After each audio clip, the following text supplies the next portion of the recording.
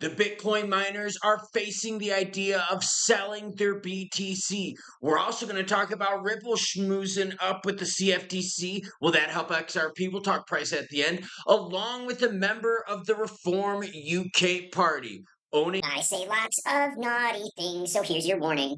Hola, muchachos. How are y'all doing on this Saturday? Why is Friday, May 16th a big day? Well, you're going to learn about that soon. But before we get into the crypto news, your comments come first because you, the viewer, matter most.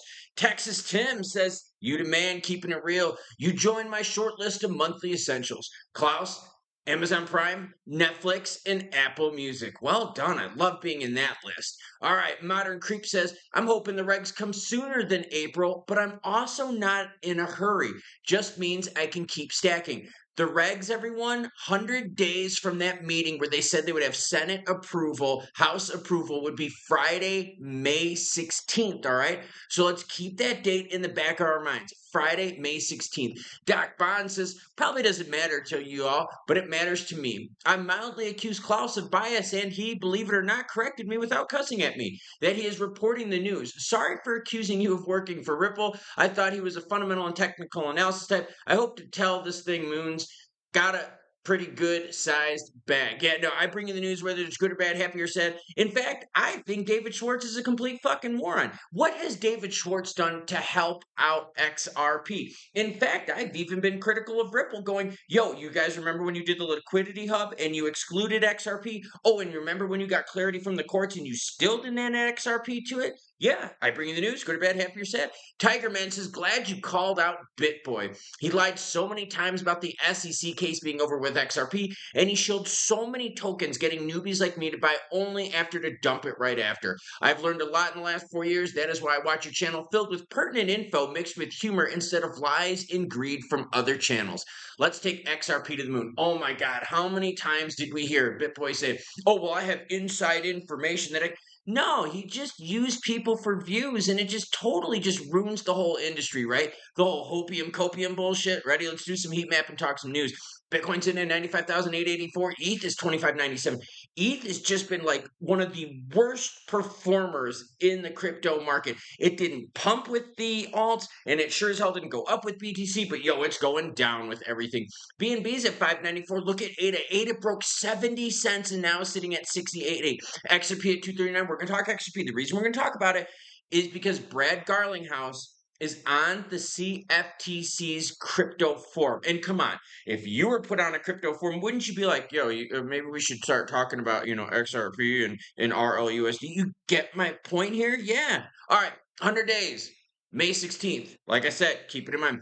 Bitcoin miners face the risk of capitulation as profitability dips into extreme underpaid zone. Okay, so Bitcoin has this whole mining ecosystem. And what happens is when the miners are doing good, they're making money, they hodl their BTC, which is great because they're making enough, their expenses aren't too crazy, so they're able to hodl a whole bunch of it and just sell just little bits in order to stay profitable. But now that the profitability isn't there, these miners, as they mine it, are forced to basically dump their BTC, which does what? Puts direct pressure on Bitcoin. Bitcoin miners are facing a critical situation characterized by drastically reduced margins due to a recent downturn in BTC's price. Following the all-time high of 109,000, a drop of approximately 11% has left many miners grappling with unsustainable operational loss. This sharp decline has triggered fears of capitulation as miners' profit loss sustainability enters what analysts describe as the extreme underpaid zone. Okay, so you had the halving. All right, and the halving happened in April of 2024. And basically, what the halving said this: you're going to do the same amount of work and get paid less, or you're going to do double the work and get paid what you did before. That's not good. Could you imagine if you worked for a business where all of a sudden, one day, just like that, you made 50%? Yeah, imagine your 40-hour work week, right? Your regular check gets cut in half. That's what happened to the miners. Now the price is coming down from those highs. So now not only are they getting half of what they would before, but the price is becoming less. So what happens? Instead of them being able to hodl their Bitcoin, they're forced to sell it. And by the way, seriously, if y'all get a chance, Guatemala and the city has been absolutely amazing. I was at the zoo with my daughter and we actually saw this. Don't worry, we'll get back into the crypto. Yeah, that's right. That is a lady playing with a wolf. And look, the wolf wants her to pet him and brush him. And look, he's like, no, no, no, you're going to chase me. And dude, they were playing the whole time. This was absolutely wild. The La Aurora Zoo was one of the coolest zoos I've ever been to. In fact, had the best reptile house I've ever seen. CFTC CEO forum to explore stablecoin regs with Coinbase and Ripple as key participants. So now this may lean a bit more to RLUSD, but XRP is the gas that moves that machine. What happened?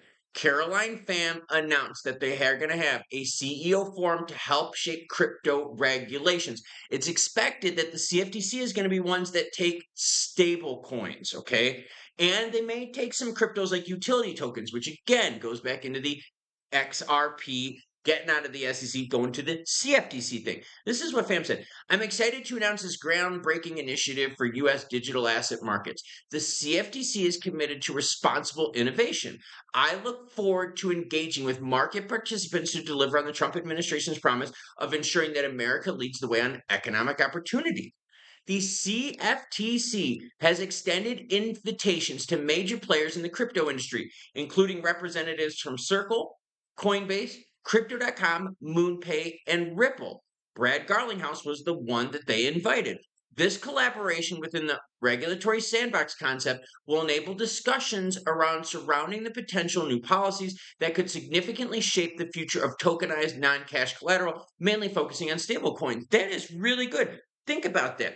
Think of all the crypto players that are on this heat map that are within the United States. And you get Brad Garlinghouse from the crypto world coming in there. That's freaking amazing. They didn't pick others and they didn't pick them for a specific reason. Yeah, read between the lines, everyone. Since Pam's appointment, the CFTC has engaged in various discussions to promote clarity and collaboration, including prior roundtables focused on the market. This is big, but remember, it's like steering the Titanic. The government sees the iceberg. The government knows it's going to hit the iceberg. The government knows if it steers now, it can avoid the iceberg, but it's like, yo, we're just really slow, and yeah, that's not our deal. All right, now let's talk about the UK and someone in the government owning XRP. But you're going to hear the BTC maxis kind of push back on this a little bit, okay? So let's kind of go through the good and the bad news of this, okay? Reform UK Member of Parliament, open to learning about BTC, admits to holding XRP. All right, they're talking about Lowe, but this was not before Lowe talked about his experience trying to learn about crypto. The MP admitted to looking into it and buying about £9,000 worth of XRP on Revolut, arguing that it appeared well structured to enable bank transfers. He further disclosed that his XRP stash is worth a lot more now, about £33,000. So my man bought around that 50-cent mark, and he's pretty much forexed his action from there.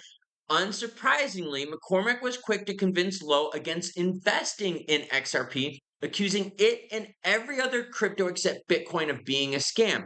This is a common stance of Bitcoin maxis that has often fueled divisions in the industry. And that's completely true. You notice that with Saylor. When Saylor comes out and talks BTC, what does he do? He's like, BTC is the only crypto, everything else is just a piece of crap. No, that's not true. What about stablecoins? What about utility tokens? There's use cases for those. And that's part of the problem, right? And that's why Brad Garlinghouse on the CFTC forum is a big thing. That's why Brad Garlinghouse working with Trump is a big thing, because he is trying to talk to Trump and the administration, right? The crypto czars, David Sachs and all that, about a basket of crypto. And the majority of you out there watching voted when I held the vote on it, said, you know what? We want to see a basket of cryptos. You don't want to put all your eggs in one thing. You want to get a whole bunch of them, spread it around, right? Maybe get a little XRP, a little XLM, a little ADA, a little HBAR, a little BTC, a little this, a little of that, right?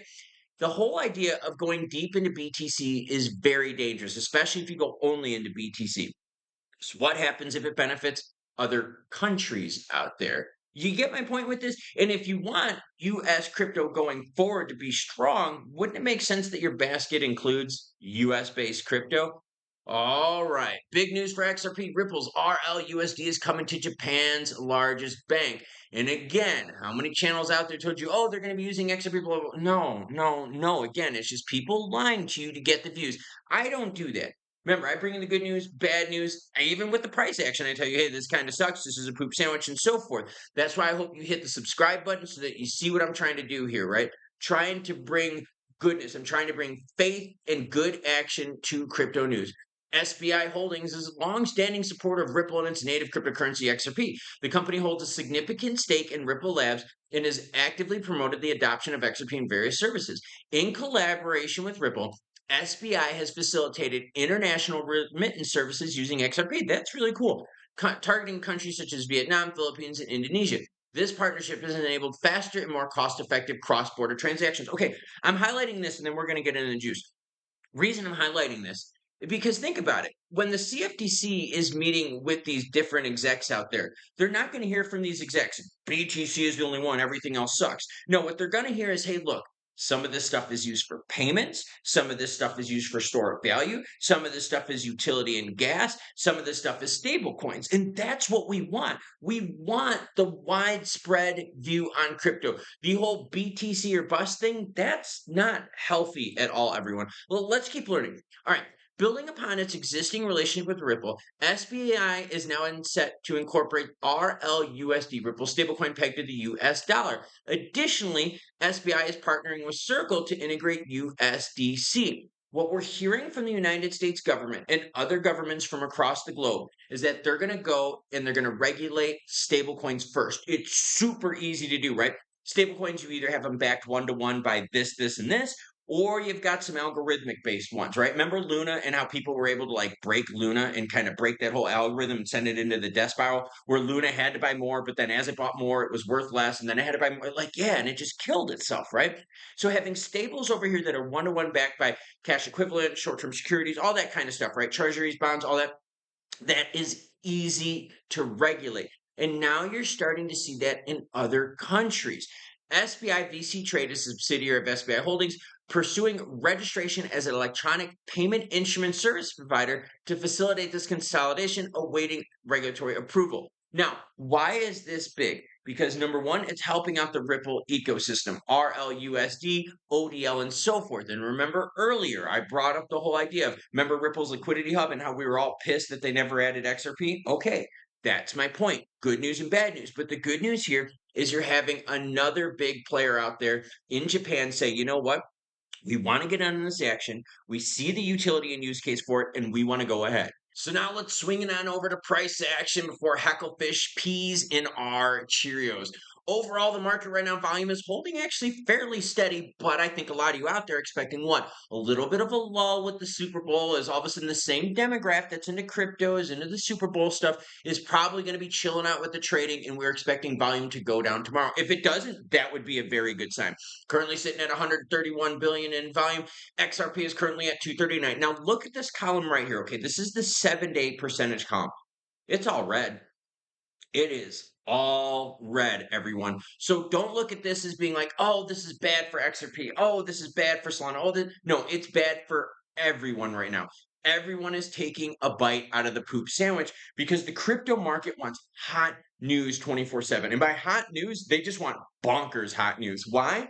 Probably because over the last 4 years, we've been conditioned by a whole bunch of YouTubers out there, a whole bunch of media outlets out there with their stupid predictions. What about ERAG Crypto talking about, oh, if XRP holds this, we're going to go into the mega atmospheric cloud 9 XRP 25,000 zone. And you're like, dude, you are just fucking dumb, man. So now let's take a deeper look into XRP, a realistic look at it. We're sitting at 239. XRP right now seems pretty comfortable hanging out in the 230 to 250 range. Is this what we want? No, but what you're noticing is instead of this downturn being as sharp, we're starting to flatten out here over the last couple days. We're starting to see a little bit more support around that 230 mark, 240 mark. And again, if you zoom out, watch what happens, right? Sharp decline, and then look, right, we kind of got that stability right there. So we're starting to see XRP get a little bit stable now in terms of volume. Hey, very healthy right now, right at about 6 billion in the last 24 hours. But look at this again. Who are some of the bigger players? You got the Korean won pairing, and they're paying 254 per XRP right now. You got Binance with big volume at 621 million. 501 million right now when it comes to XRP on that pairing. Now let's do this. Let's compare it to ADA, okay? And let me find ADA real quick here. We're going to do this. Look at ADA's volume, okay? ADA's volume right now in the last 24 hours stands at 709 million. That's total. That is total. Look at their Binance pair. Their Binance pair only has 100 million in volume. You compare that to the 600 million in volume in XRP, you know where the market is going to lean. They're going to lean onto things that everyone have more volume. They're going to launch more products there. That's why you're going to see a push for an XRP ETF versus what? An ADA ETF. And when the United States government wants to start looking at the basket of cryptos, they want cryptos that have a lot of liquidity, a lot of utility, and a lot of worldly use. That's why I brought up the Japan story, right? Because it's not just XRP in the United States. It's big in Japan. It's big with the Korean won. And that is good. That is a healthy way to spread it around. Now let's look at these candlesticks and see if anything pops out at us. We're going to go to the 15-minute on this action. And this is exactly what I've been talking about, right? We had that erosion, as you can see right here. You can see it, right? That kind of steady decline. Sunday, Bloody Sunday, which sucked. We're going to be a week from that tomorrow. Let's see what happens. Super Bowl Sunday. And then look, right? We had the stair step down, and then we stopped right here between the 6th and 7th of February, and we've been coming up from those lows from there. So is this the turnaround? Was this the worst? Was this the shakeout that we were looking at that kind of pushed out all the leverage and all the soft hands out there? Because you could definitely see with the charts, we did a great job holding at 3. We had a couple tests, Sunday, Bloody Sunday, and then, yeah, stair step, hold. I like how this looks because the news has been a little soft in terms of direct action. We did not hear from David Sachs that they're going to pick BTC specifically or XRP specifically. In fact, I did a story about Utah in their strategic reserves. And a bunch of players out there said, yo, BTC was mentioned by you. Utah didn't mention BTC by name. They just gave criteria for eligibility, and yet all of a sudden the maxi started taking it and running. So just be careful out there with the biases. But right now, I feel good with XRP. Short-term resistance, where are we seeing it? Look, we're having some trouble holding on to the 250 mark, but we're getting a lot of support out here right around that 235 mark. So where are my alerts set? I'm going with 235 on the lows, and I'm going with 250 on the highs. A very narrow band right now, especially around Super Bowl Sunday, where we're expecting volume to go down because everyone's going to be watching the football game. And, oh, how many times are they going to zoom in on that chick that's dating the guy from Kansas City? Yeah, I didn't want to say the name because, I'm so freaking tired of it. But let's keep our eyes and ears open because we're expecting volume to go down, but we're also expecting what? Big time juice by Friday, May 16th, which is the 100-day mark from the Crypto Czar.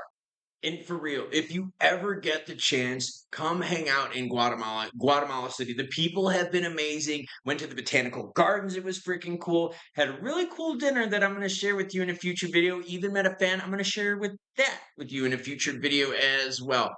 Now, in terms of what's going on with XRP, hey, if we find that support 235 and start working our way on up there, I'm happy with that. SEC case, ETFs, and so forth. The reason I'm going to keep bringing up the ETFs is because they said they're going to buy from exchanges. That is freaking awesome. Okay, before the players wanted to do over-the-counter transactions with benefits who? Ripple, right? Ripple would be able to sell it over the counter and it wouldn't affect the price at all because those orders don't go on the books. But these latest filings of 19B-4s say that they are going to buy the XRP from exchanges. That's freaking awesome. Because could you imagine what happens as billions and billions and billions of demand starts floating in to buy XRP, and as the XRP price runs up, the demand increases, and they have to buy more XRP, which what? Drives the price up more because we're messing with the whole supply and demand dynamic of it. Now, in terms of the CFTC thing, I like this. I like Brad being included, and I like the fact that certain CEOs were excluded. And why? Because those previous CEOs that worked with the CFTC sure as hell didn't do anything to help us out in the crypto world. They were ineffective. Oh, but bro, they didn't do anything because we saw the CFTC wasn't helpful towards crypto. They weren't helpful with the regs. They weren't clear at all. They were just as bad as the SEC. So let's get more CEOs in that know what they're doing, CEOs from exchanges, CEOs from stablecoin, CEOs from crypto companies, and let's get those players in, talk to the leaders in charge, and start talking about what you and I want to see, which is updated regs, fast and effective.